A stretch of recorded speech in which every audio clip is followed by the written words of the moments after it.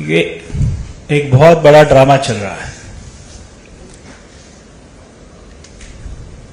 मैं मगर दिल्ली के मुख्यमंत्री को इस बात के लिए बधाई देता हूं कि शराब घोटाले में लिप्त होने के बाद भी जो आपकी स्ट्रेटेजी थी कि हम दिल्ली और देश की जनता का ध्यान भटका देते हैं और पूरे मुद्दे को डाइवर्ट कर देते हैं, उसमें वो थोड़ा बहुत सफल हुए हैं। इस पूरी स्ट्रेटेजी के लिए, इस पूरे ड्रामा के लिए मैं श्रीमान अरविंद केजरीवाल जी को बधाई देता हूं। ये ऐसे लोग हैं जो खुद को ही थप्पड़ मारते हैं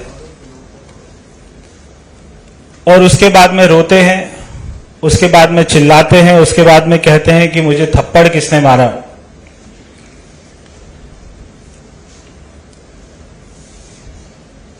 ये झूठ इस प्रकार का बोलते हैं कि उसमें 19-20 का अंतर नहीं होता, उसमें 0 और 1000 का अंतर होता है।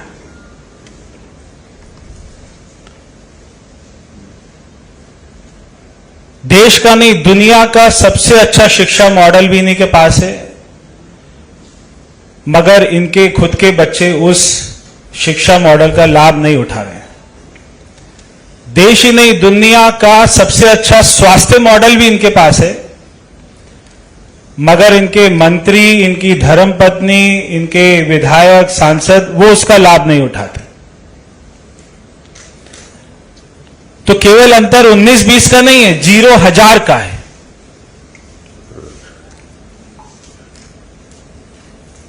मगर हमें बहुत ज्यादा दुख हुआ है और हमें पीड़ा हुई है कि हमारे दिल्ली के सांसदों को किसी ने खरीदने की कोशिश की है। जब तक हमारी पीड़ा खत्म नहीं होगी और दोषियों को जेल के पीछे नहीं डाला जाएगा, तब तक हमें चैन नहीं आएगा। क्योंकि वो दिल्ली के विधायक हैं। अगर हमारे विधायकों को अगर किसी ने खरीदने की कोशिश करी, इतनी जुर्रत करी, तो हम उसे माफ नहीं करेंगे और हम दिल्ली के मुख्यमंत्री का, दिल्ली के विधायकों का सहयोग करेंगे, हम सारे सांसद, कि उनको पकड़ना चाहिए। मनीष सिसोदिया कहते हैं मेरा फोन सीबीआई ले गई, और 2 दिन के बाद कहते हैं मेरे फोन पर मैसेज आ रहे हैं, कॉल आ रही है कि आप बीजेपी ज्वाइन कर लीजिए। 4 अपने विधायकों को बिठाकर उनको सुबह स्क्रिप्ट तैयार कर कर बोलते हैं। एक कहता है पूर्व विधायक बीजेपी का आया था, उसने मुझे 20 करोड़ की ऑफर करी है। एक कह रहा है कि पूर्व सांसद आया था, उसने 20। तो दिल्ली पुलिस उनके घर के सीसीटीवी भी जांच करेगी, जांच करनी चाहिए। उन सबके मोबाइल भी जब्त करेगी कि कहां मैसेज आए थे, किसके कॉल आए थे, उसकी जांच होनी चाहिए। और उनको बुलाकर सभी को, अगर वो जो झूठ बोलने वाली मशीन होती है जिसके ऊपर बिठा देते हैं और ऐसे लगा देते हैं हाथ पर, lie detector test, narco test, तो नार्को टेस्ट भी होना चाहिए कि अगर ये किसी का नाम भूल गए तो उसमें नाम बहुत साफ अच्छे से याद आता है। तो हमें तो बहुत चिंता है, हमें बहुत पीड़ा है और हमें नींद नहीं आएगी जब तक उन लोगों को पकड़ा नहीं जाएगा जिन्होंने हमारे आम आदमी पार्टी के माननीय सारे विधायकों के साथ में ऐसा गलत व्यवहार किया है। हमें तो बहुत चिंता है, हमें इस बात की बहुत पीड़ा है। 20-20 करोड़ रुपया ऑफर दे रहे हैं, ये बिल्कुल ऐसा बात कर रहे थे जैसे विधायक नहीं हो सब्जी हो कि हमें खरीद रहे। 12 लोगों को ऑफर आ गई, ऐसा श्रीमान अरविंद केजरीवाल का आरोप है। उसके बाद में दुनिया के इतिहास में पहली बार ऐसा हुआ है। बार बार केजरीवाल जी बोलते दुनिया के इतिहास में पहली बार दिल्ली में ऐसा हो रहा है। तो तो दुनिया के इतिहास में पहली बार ऐसा हुआ कि जिसके पास में 90% सीटें आई हैं, वो अपने ऊपर ही विश्वास प्रस्ताव लेके आ रहा है, अविश्वास प्रस्ताव लेके आ रहा है। वो खुद ही जो वहां कर हमारे बेचारे गिने चुने 8 विधायक हैं, उनको तो निकाल देते हैं, चलो इनको निकालो मार्शल को बुला के। अब वो 62 ही बचते, 62 में जिस असेंबली में केवल 62 आम आदमी पार्टी के विधायक हैं, वहां पे अरविंद केजरीवाल को अपने विधायकों पर विश्वास नहीं कि नहीं अविश्वास प्रस्ताव तो आना चाहिए, हम तो लेके आएंगे, मुझे जब तक ये मेरे अपना समर्थन में वोटिंग नहीं करेंगे मुझे विश्वास नहीं इन पर। उनको लग रहा है इन्होंने ले लिए पैसे, अभी ये उल्टा वोटिंग कर सकते हैं, तो वो अविश्वास प्रस्ताव जरूर लेके आए। फिर उसके बाद में मनगढ़ंत कहानी बनाकर एलजी साहब के ऊपर में उन्होंने अपना दोष कर दिया है एक, वहां पे सारे धरने पर बैठ गए हैं, रात को वहीं सो रहे हैं, अपने आप को मार रहे हैं, रो रहे हैं, एक दूसरे की छाती पीट रहे हैं, मगर नाम नहीं मालूम है कि इनको बेचारों को ऑफर किसने किया।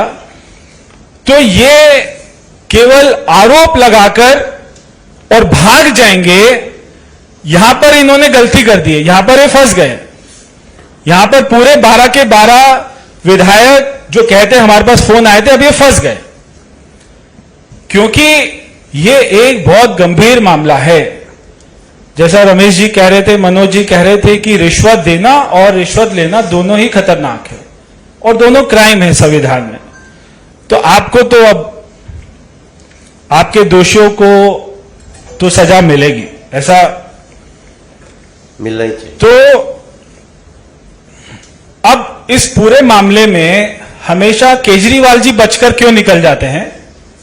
क्योंकि दुनिया के इतिहास में यह पहली बार है कि एक ऐसी सरकार है जिसके मुख्यमंत्री के पास में कोई विभाग नहीं है।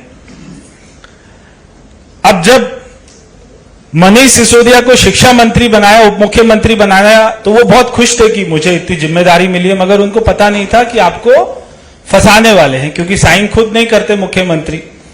अभी एलजी साहब ने उनकी फाइलें वापस करी ये बोलकर कि आप इस पर साइन करके भेजिए, मुख्यमंत्री के साइन करके भेजिए, केवल इतना लिख देना कि मुख्यमंत्री ने फाइल को देख लिया है ये काफी नहीं है, क्योंकि उन्हें मालूम है कि अगली बार एक मंत्री को और फंसा देगा। अभी बेचारे सत्येंद्र जैन जी जेल में है पिछले कोई 4 महीने से, तो उनकी हालत तो मुझसे अपना देखी भी नहीं जाती है कि दिल्ली के हेल्थ मिनिस्टर हैं और उनके बेचारे की खुद की हेल्थ इतनी खराब है और उनकी याददाश्त भी खत्म हो चुकी है। उन्होंने कहा सारी जांच एजेंसी को कि मेरी याददाश्त तो कोविड में चली गई थी, अभी मुझे कोई याद ही नहीं है क्या हवाला हुआ, कितना सारा करोड़ों का लेन देन हुआ। तो केजरीवाल जी हर फाइल पर साइन जब करना शुरू कर देंगे तो अगली बार ना तो सत्येंद्र जैन जेल जाएगा ना मनीष सिसोदिया जेल जाएगा, अगली बार केवल अरविंद केजरीवाल जी जेल जाएंगे। तो मेरी आज हमारे उप मुख्यमंत्री को एक मेरी मित्र के नाते एक उनको फ्रेंडली एडवाइस है कि आप थोड़ा अनुलोम विलोम करना शुरू कीजिए, आप थोड़ा कपालभाति, भस्त्रिका और ओम का उच्चारण करना शुरू कीजिए, क्योंकि तिहाड़ जाते ही आपकी याददाश्त भी अगर चली गई तो जांच एजेंसियों को दिक्कत आएगी और उप मुख्यमंत्री को इतनी सुविधाएं नहीं मिलती हैं तिहाड़ जेल में। तो अगर आप अभी से अपने स्वास्थ्य का ख्याल रखेंगे तो मुझको उम्मीद है कि कुछ सालों के बाद में जब आप आएंगे जेल से अपना सजा काटकर, तो आप दिल्ली में अपना पश्चाताप करके दिल्ली को कुछ अपनी सेवा देंगे। तो ऐसा मुझे विश्वास है। बहुत बहुत धन्यवाद।